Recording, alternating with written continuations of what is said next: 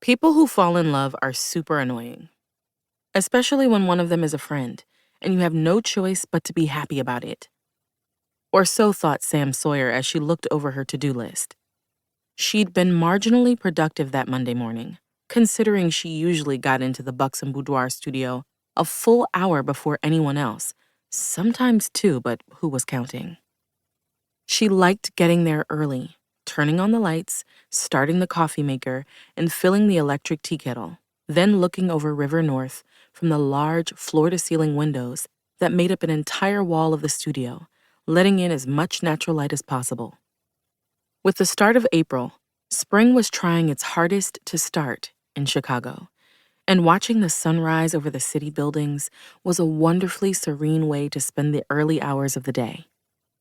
Sam finally forced herself from the windows to start her day.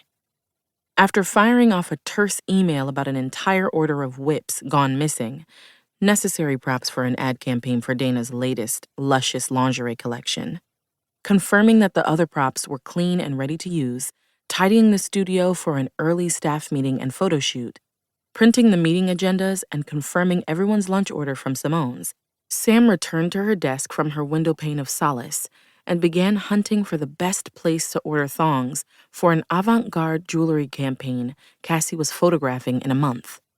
Why anyone thought nude meant one shade of light beige was beyond Sam. And why was it so difficult to find affordable and size-inclusive options?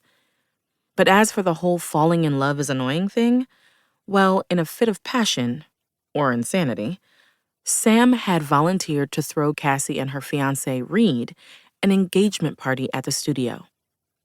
Not only had it been months since they got engaged, Sam wasn't sure that Cassie even wanted an official engagement party. But apparently they had been asked by friends and clients alike. The small dinner they'd had with family and close friends in the weeks after their engagement last fall had not sufficed. For whatever reason, Sam decided the engagement party needed a theme.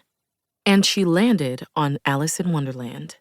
And the spark that had faded from Cassie's eyes when it came to actually planning her impending nuptials returned. And because they were in the business of making people feel bold and empowered, it was going to be a sexy Alice in Wonderland-themed engagement party. Costumes, lingerie-inspired, natch, were required.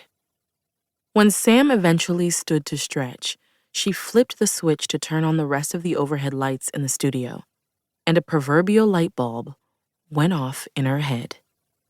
Luscious lingerie. Not only had Dana and Cassie both designed lingerie lines for the Chicago-based company, Sam had also modeled in a campaign alongside her friends, and she'd become friendly with several employees there. Perhaps it was time to come up with some kind of regular lingerie replenishment deal, exclusively through Luscious Lingerie.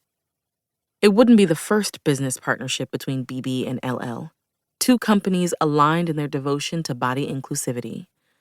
Sam's mind started racing. Skin-toned undergarments in a variety of colors and sizes would also be great for boudoir clients who wanted more coverage for their session than some of the outfits they ended up in. And if Sam could pull some strings and get Cassie to send the email, her marketing contact at Luscious Lingerie might take it seriously as a business deal and a way to keep one of their most popular influencer partners happy. As Sam opened a blank email to start drafting her message and added another bullet point to her never-ending to-do list to discuss this during the staff meeting, she heard the muffled steps of someone coming up the stairs. Sam's desk was the check-in point for clients and right by the main entrance to the studio. Judging by the light, quick pace, Sam correctly guessed it was Kit.